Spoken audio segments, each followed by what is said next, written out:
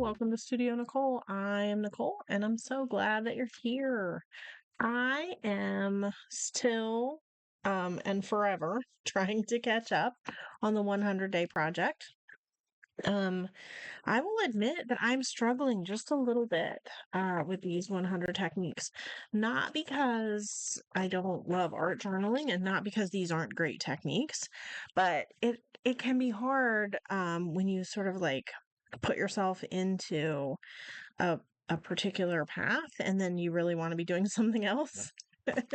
And I, as you probably know, I'm not great with rules. So the idea of like sticking with this list and only this list and not repeating things and not using things that aren't on this list is tough for me. This is a real creative challenge because I like to be a little bit less constrained usually in my art, but I'm going to stick with it because I'm almost halfway done. Today will actually put me at day 50, which is halfway through the 100 days. So I feel like I'm just kind of chugging along. It's a good experience. So stop talking and start arting. Okay. I have decided to do watercolor wet on wet, which is the number 2 prompt on the background techniques page. And I need fresh water. I should have thought about that. Hold on, I'll be right back. Okay, just a short break there while I went and got clean water. Now, this is not watercolor paper. It is pretty heavy. It's mixed media paper, so I think it'll hold up okay, but it's not going to give me exactly the kind of effect that you would get with watercolor paper. And that's okay. I am okay with that. Maybe I'm okay with that because this is not looking promising. The paper is already starting to warp with a little bit of this water on here. And I don't know. It's soaking in pretty good. So I don't know if we're going to get like a true like watercolor wet on wet bloom, which is kind of what I was going for. I do need to activate my watercolors. You want to kind of soften them up a little bit. You want to spritz them, let the water sit on them for a few minutes. I am using a set of Jane Davenport. I don't know if you can see the Jane Davenport watercolors. These are probably my second favorite watercolor set that I own. Well, I don't know. I also have the Kuretake. Those are really good too. I don't know. Oh, I love watercolors. It is what it is. I'm gonna go for some pinks and some blue. Definitely not getting a bloom effect. So we'll see. I mean, I like the way that it's turning out. This kind of like very like watery, um, but it's not blooming, which if you're not super familiar with watercolor and you don't know what I mean when I say blooming, the watercolor will kind of bloom outwards into the water on watercolor paper, and this is not really happening quite the same way. That doesn't mean that it's not pretty and that I don't love the effect, but it's definitely not a bloom. I wouldn't necessarily call it. So just kind of dabbing the paint down around the page, trying to kind of alter that's the word I'm looking for, trying to vary the colors, some darker colors and some lighter colors. I like this blue, but it is very blue.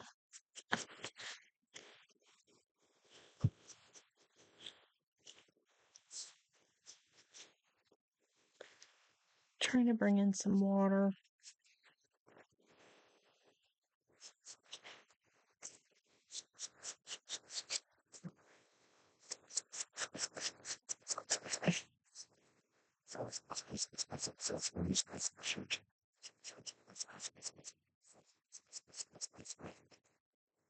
All right, so I've got it's got some It's got some potential. Okay. Again, it's not a bloom, like a traditional watercolor bloom, but that's okay. I'm gonna just go with it. I've definitely got the page covered. It isn't exactly what I had in mind when I sat down, but that is one of the joys of art journaling is really learning how to let go of expectation and just move forward with what you get. So I am going to dry this page. It is warping pretty badly, actually. Oh no! Oh no!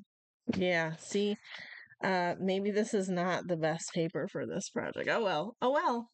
What can you do? It's done now. I'm going to dry all of these pages and I will be right back. Okay, it is as dry as it's going to get at this point. I could probably spend another hour trying to dry it, and you know, it is what it is. I definitely have some warping happening. Like this paper did not hold up super well. And listen, on the back, on these other pages, it's a very interesting effect. And I hope you'll forgive me if I point out that it looks like colorful mold. Yeah. All right, folks. Oh well. Oh well.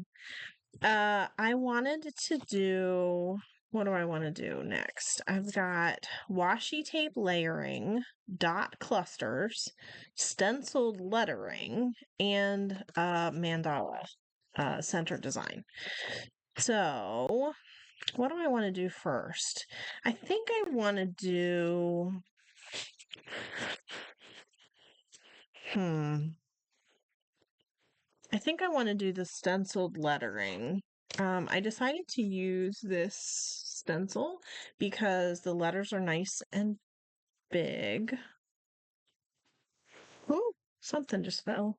Something shifted in the pile over here. I wanted to do I was gonna do black. I don't know. Is this gonna be too much? Let's do it. We're gonna just do it and we'll see. We'll find out if it's too much when we do it, won't we? Um, and I don't necessarily have to like go all the way in, you know, with the solid black. We can kind of work that so it's not quite so dark. That will help. I am using a makeup brush. This is my favorite tool for stenciling. If I can get away with using it, I will use it instead of say like a dauber because it's so much easier on my hands. So if you find stenciling to be challenging because of arthritis or carpal tunnel, or you just have, you know, like pain in your hands for whatever reason, this is a great tool that is much easier to use. So I would encourage you to give it a try and check it out. I think this is definitely working well. I was a little bit worried that it would be too dark, but I'm able to sort of control how dark I want the words to be by just, you know, not stenciling in super uh, like a, you know, super dark. I don't know. Trying to line it back up. And then, so I think I like the way that it's turning out. I did notice that the watercolor did not fade. Like, typically, if you watercolor on a page, you will, the colors will get lighter as you go. And that didn't happen very much. I mean, maybe there was a little bit of variation, but it was really pretty minimal on this example. And I think it was because of the paper. Like the pigment just sunk right into the paper the minute that I laid it down, and so we didn't get that fading that is usually characteristic of watercolor. And that's fine, you know. Again, okay, so I've got some words on my background. I have watercolor wet on wet. The page is actually still the tiniest bit wet. I mean, tiniest bit. It's still wet. I don't know. I think it's going to take a very long time for this to dry. I wanted to do dot clusters. That was the mark making technique that I was going to do. And then I was going to layer some washi tape behind. I just grabbed this. I wasn't really planning. I hadn't planned out the washi tape step, but this one happened to be on my desk, and I like this pattern. It's white and gold, and so we're just gonna lay it down on the page and see how that goes. Do I want the dot clusters behind the washi tape? Maybe I do. I'm a little bit worried though, because maybe I could use the watercolor. I was going to try and do it with the pen, and I'm worried that the pen is going to bleed because the page is kind of damp. But maybe I'll use this watercolor in a black, and I'll just do some. I mean, it's still kind of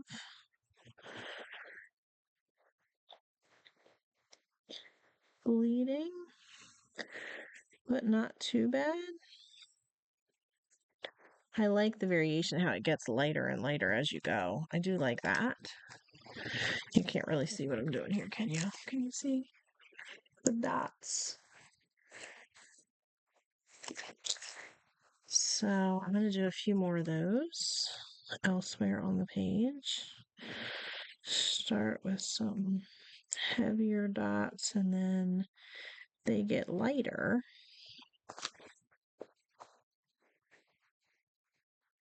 That's a really cool effect. I like that. I think I just discovered something that I wanted to do lots more of. This is a cool.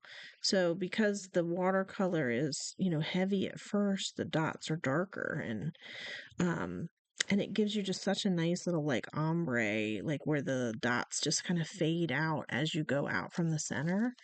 I love it. This is exciting. This is fun. All right. The trick though is to kind of alternate where you're placing the dots so that they're fading all the way around equally. That's a little bit of a challenge, but that's okay.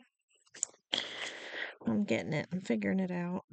You just got to plan ahead by like 1 second to figure out where your next dots are going to go.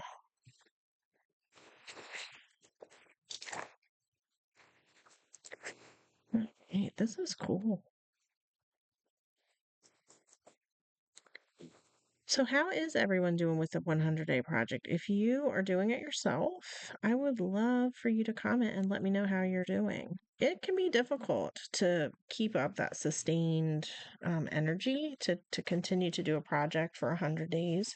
And I think it is perfectly acceptable to sort of like take breaks, slow down, work at your own pace, whatever works. The idea really behind it is just that it's encouraging us to be creative on a consistent basis. And so anything that gets you to do that is worth it. Like the pressure and the expectation of following the model perfectly is definitely it can get in the way. And so you have to let that part go. You can't expect that you're going to do it perfectly the exact same way anybody else does. So, for example, I am doing 5 days at a time. I'm doing one page and I'm calling it 5 days, even though I'm doing it all in one sitting. And that is okay for me. I'm perfectly happy to like fudge the rules in that way. So here's what I have. I've got these kind of dot clusters. I've got the words hovering on the page. I have some blue and some pink. I'm going to lay down some washi tape. I'm going to layer some different washi on the page. Let me pause this and go pick up a couple of different patterns of washi, and I will be right back. Okay, I am back, and I have washi tape fingers, and I am going to experiment with some of these colors. I picked some pinks, some blues, and some coordinating colors. Let that go right off the edge and I'll cut it later. I don't know. How do we like this? I'm liking it so far. We'll see. I do feel like I need to glue this part down. Uh, I don't think the washi is going to hold up super well on this paper, especially wet paper. So maybe I need to back up here. I'm just kind of sticking it down, but it obviously is going to just peel right back up. All right, hold on. Okay, I did try to dry the page again. Hopefully. Hopefully that made a slight difference. And I'm gluing the washi tape down now. I did tear it a little bit to try to give me some edges that were maybe not quite so like rigid and straight. I do like a little bit of juxtaposition. That's a fancy word. It's just the one that came to mind. Between like the the torn edge and like a amorphous shape and these very straight washi tape lines. So there is something to be said for that, kind of conflict. No, I don't know. Take it down here. I had completely lost a piece of this washi tape. I had it on stuck on my hand, and then when I turned around to come back to my desk, it just disappeared. It like fell off my hand. It didn't stick, and now I don't know where it is. I can't find it. I've looked everywhere. It just disappeared, and I don't think I'm going to use it anyway. I got another piece, obviously, but I don't think I'm going to use it. So much for this. What can I put it down here? Oh, it's kind of like a nice contrast in this one. I'm just gonna, since I have this is my Cascade journal for the workshop. I'm running it right now in the month of April in a private Facebook group, but the videos are going to be public as soon as that event is over. So you guys will be able to see more about this Cascade journal soon. And I'm also going to be making a Cascade journal similar to this in Pages Unbound, which is an art retreat that I'm running this summer. I'm very excited about it. So you'll probably hear me talk about it a lot over the next couple of months as I gear up for that. There are spots available. I just opened up the ticketing earlier. Like this past weekend. So, plenty of time if you're interested. I would love to be able to answer any of your questions. Oh my gosh, I can't get the tape off. Okay, so here's what I have. Here's what I've got so far. This is surprisingly good. um you never know, like when you go into something and you don't know exactly what you're doing and you're just kind of mashing things together, as I tend to do. I'm never quite sure how it's going to turn out. I am open to it being terrible because that is just part of the process. But this is surprisingly good. So, watercolor wet on wet blooms, prompt number 2 done. Then I've got number 41, washi tape layering, done. Under mark making techniques, I am marking off number 34, dot clusters. And then for text and captioning, I have somewhere, which number is it? 73, stenciled lettering. So I have four different art journaling techniques on this page, and the only thing left is my focal image technique, which is going to be number 88, mandala center design. I don't know about the center part, but definitely a mandala. I got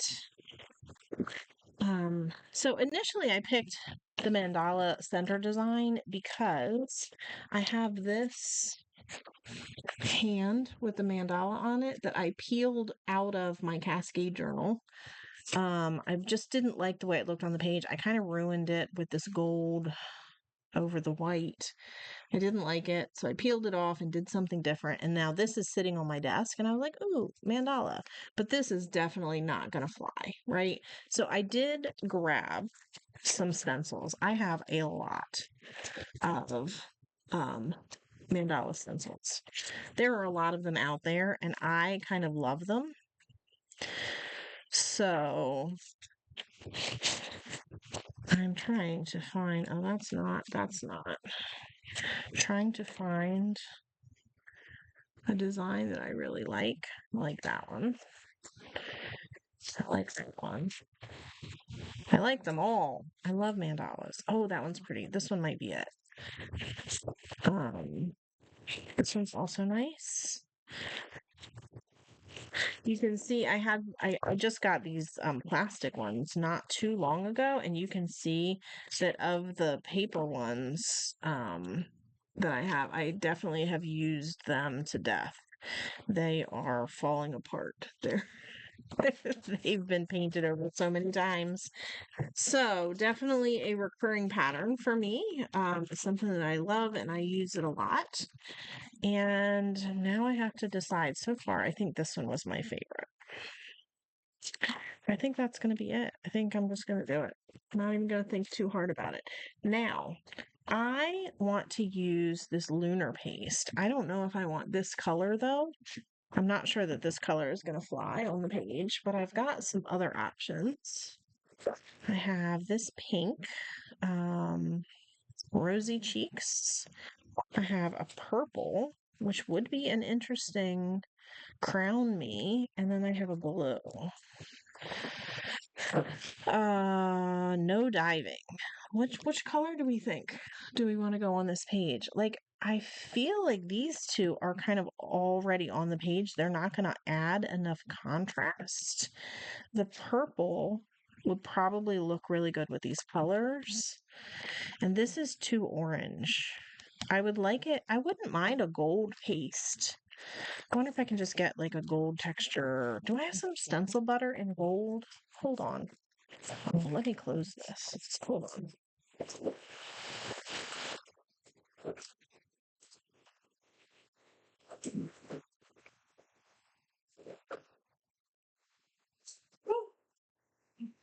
Dropping stuff again, as I do. So I have this Vicky Bouton gold glaze that maybe could work. But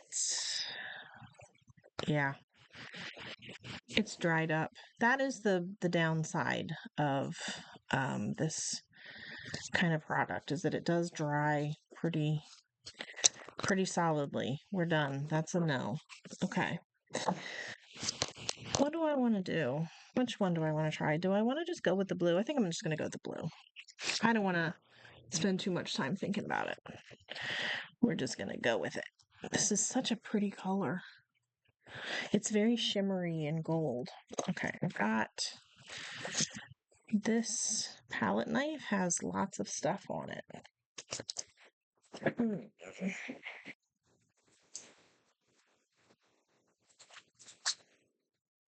All right. Sorry, I keep abandoning you over here.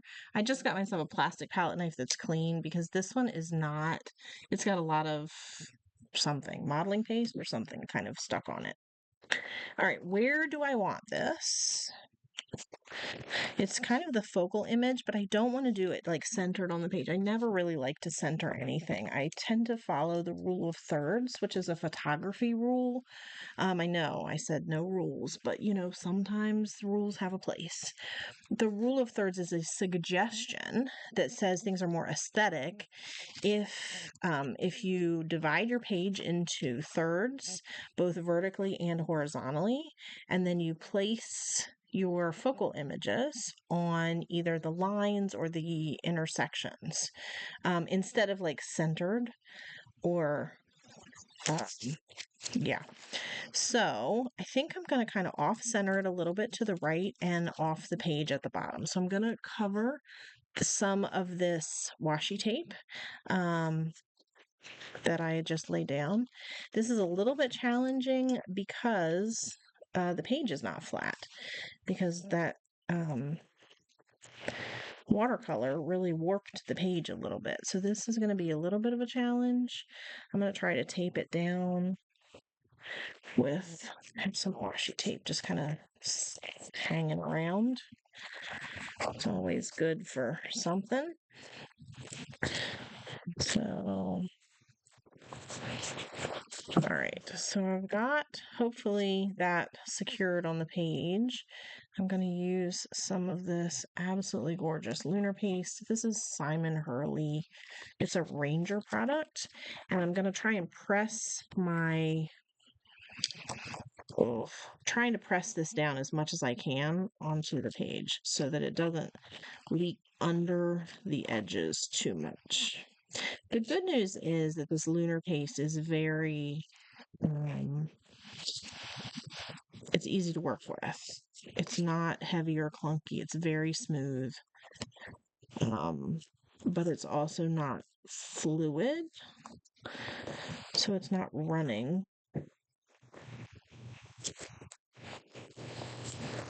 This is a little bit fiddly. These mandala designs have a lot of detail on them, and so I'm trying to make sure that I get a nice clean impression.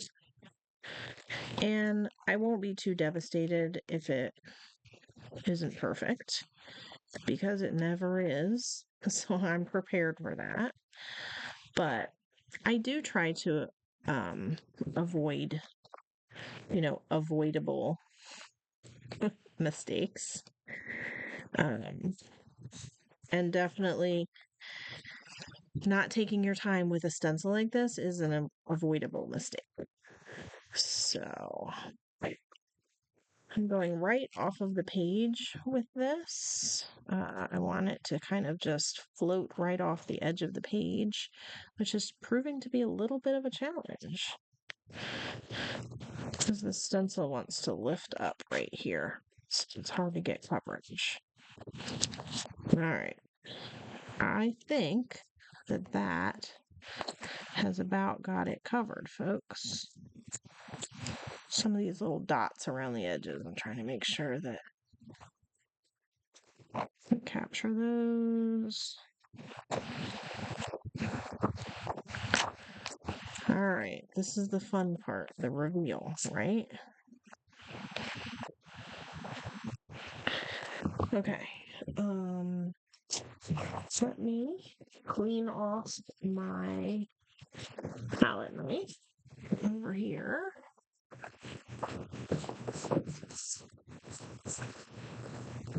And then I'll pull you in real close so that you guys can see the reveal. We'll do it together. Okay. Pull this tape up.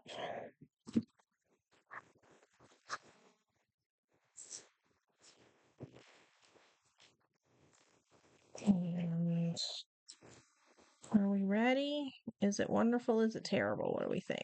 It's sticking. I'm not deliberately trying to be this slow. It's just sticking. Oh, look at that. Look at that. Now I'm going to, almost smeared it. I'm going to take this and I'm going to lay it down on a piece of paper. And I'm going to try and see if I can capture any of this lunar paste. I'm just going to use a piece of music paper. I'm going to lay it face down. And I'm going to, oh, maybe that was not the best plan. Let me get a paper towel. Okay. Get a paper towel. And I'm going to kind of smear off some of this lunar paste. I don't know if it's gonna, like, really what I'm doing is I'm smearing it inside the stencil, so I'm probably gonna get a stencil design more than anything, but I will say that if you have stencils like this and you use them with heavy paint or modeling paste, it does pay to clean them off in between, because otherwise they will eventually build up a surface of your modeling paste, and then you don't get as crisp of a design. So I'm trying to clean it off. It wasn't super successful on the paper. I got a little bit of an impression, but again, I wasn't trying for anything. This will just be a little piece of collage fodder in the future. So I'm just gonna toss it off to the side. And here is my design. I definitely got lunar paste along the edge and on some of the pages behind it. So I'm trying to clear that off. I guess you can't really see the washi tape behind it because I covered up too much of the space. Like there's not enough open space in the stencil to really be able to see behind it. So it kind of covered up all of the washi tape. But that's okay. I still think this is a cool page. The only thing I think it needs personally is a border because I always want to go for a border around my page. So I'm going to use a Stabilo. I'm going to draw in some scribbly lines. I'm going to stop right here. I'm not going to try to draw over top of that lunar paste. It's very thick and it will take a long time to dry. I'll probably leave this open on my desk over the next couple of days and just let it air dry naturally. And so I definitely don't want to drag my pencil through it because it's going to make a big mess. All right, so that's a scribbly Stabilo line, and all it needs now is a little bit of water to activate it. Doesn't it I just love how that line just darkens right up. Love it. Now, of course, your pages don't always have to have this border. Lots of pages don't. I like it. It makes me happy. So I'm going to go with that. Here we are, folks. We've finished days 46 through 50.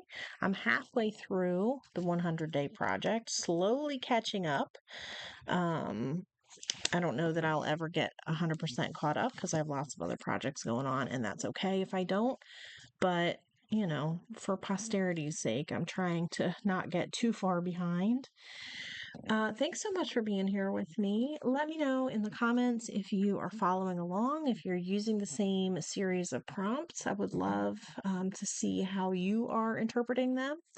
I would love any questions that you might have about the upcoming retreat this summer, Pages Unbound.